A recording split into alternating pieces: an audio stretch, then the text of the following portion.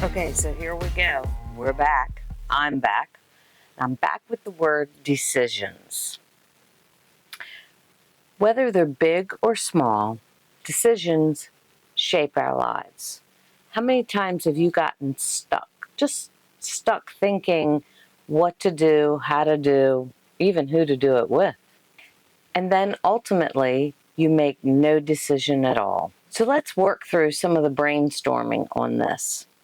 Recently, I've been doing a lot of purging.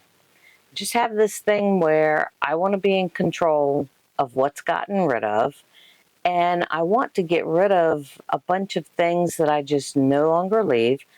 And not that I'm planning on going anywhere, but I don't want my children to have to worry about getting rid of my stuff. I went through that with my mom and dad, who were avid collectors of just about everything, it seemed like. And we children had to find homes for it. I had promised my mom that I would not take it to a thrift store or have a yard sale or do any of those things. Now, we did have a bonfire with some things just because they were personal and they didn't need to go anywhere other than the bonfire. But that still left a lot of things that we had to make decisions on. So I want to be the one making these decisions. So I've been cleaning out a lot of stuff here around the house. And just recently, I was looking at the coffee mug cabinet. Now, how many times have you gone to put your coffee mugs away and there's no room in the cabinet? Or you fill the cabinet and there's still 5 left in the dishwasher? Well, which one of those mugs are your favorites? I'd be willing to bet it's the 5 that are in the dishwasher. So, what about those that are left in the cabinet? What is their purpose? Why do you still have them? I understand they're memorabilia. They're the places that you've been, the people that you've seen. Perhaps they've been a gift from someone, and yet it wasn't really your taste, but yet you kept it. And then there's that time when you accidentally break one in the sink, and like it happened to me just last week. And my initial gut reaction was, I really like that mug, but now there's more room in the cabinet. And I think that's what really started me thinking about I need to clean this cabinet out and get rid of a bunch of these mugs. So I've started doing that. Now, what am I going to do with them? I will probably take them to the thrift store. Or, you know what? I may just put them in the dumpster, because in forming that box or in creating that box where you're holding on to things, one, it gives you the opportunity to go back and pull it out because you realize, oh, I really love that after all, when you really didn't. You're just telling yourself that. But if you just go ahead and throw it away, especially if it's closer to trash day, chances are they'll pick it up before you have a chance to change your mind. These are the decisions that you really do need to make. So the same goes for the clothing in your closet. Back during COVID, I had the best time.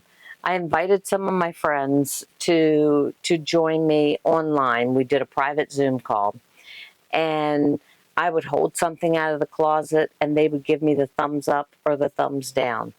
Now, I've often thought about doing that again because we had such a great time. Everyone poured their own glass of wine, enjoyed it in the comforts of their home, and they helped me clean out my closet. Now, will I do that again? I could. At the same time, I've just started getting rid of things.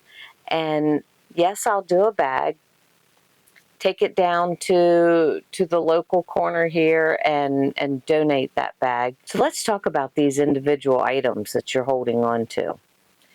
Chances are the jeans that you swear you're going to fit in, that you haven't worn since 2005, are not going to fit you in the next 20 years either.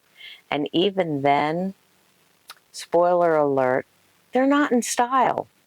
And why not treat yourself if in fact you lose weight and you want to celebrate that victory? go out and buy a new pair of jeans.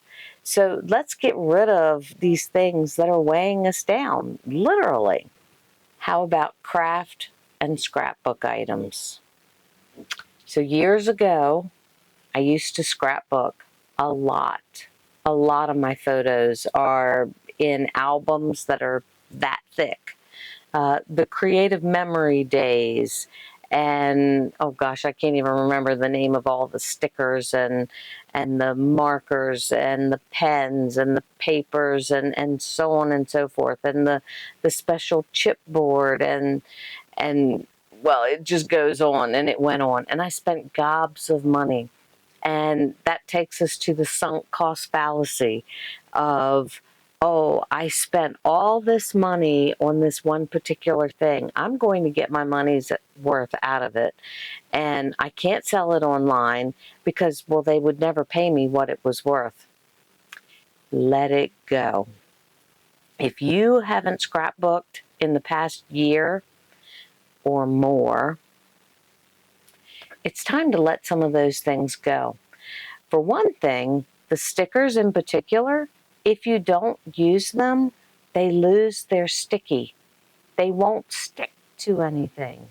And then you have to worry about gluing them and still trying to use them and so on. Let them go.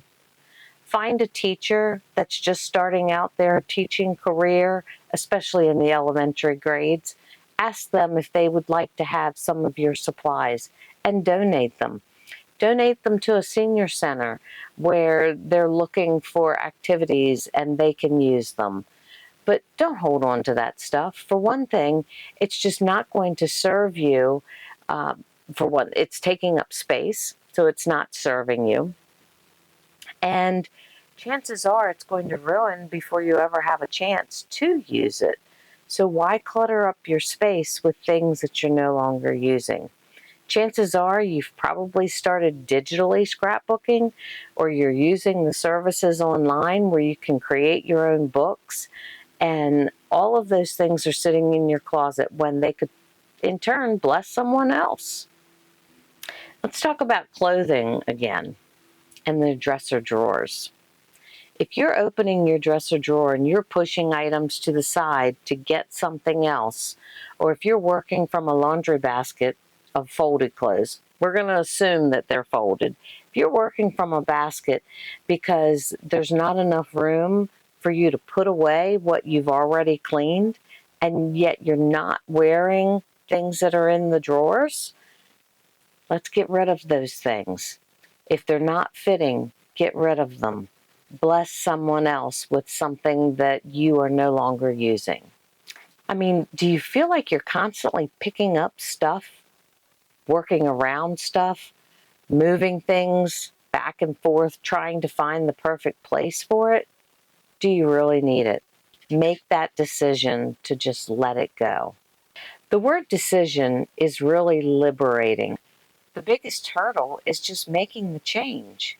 And what will that decision be for you, and how is it going to benefit you to make that change?